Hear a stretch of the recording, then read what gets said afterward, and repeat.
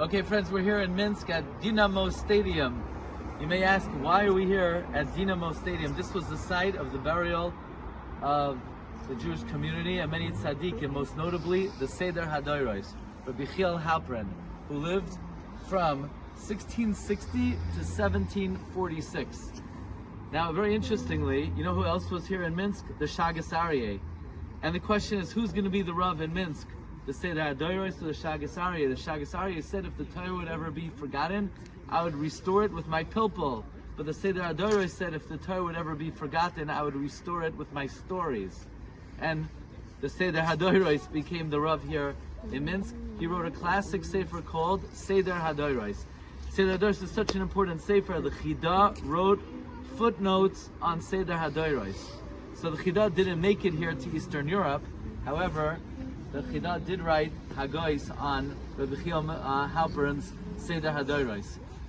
The Chida does criticize the Seder Hadoros regarding his quoting Sefer Shalshelas HaKabbalah, which the Chida says is not a reliable Sefer.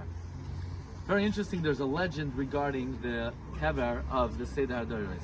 Legend has it that it sunk in the ground, it became illegible.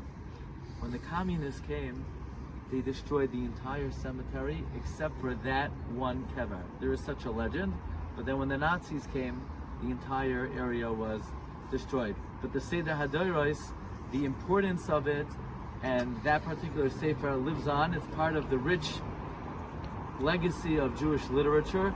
It's a sefer that every Jew needs to be familiar with. It has a list of all the Gedolim that lived from the beginning of time until the year 1696. It was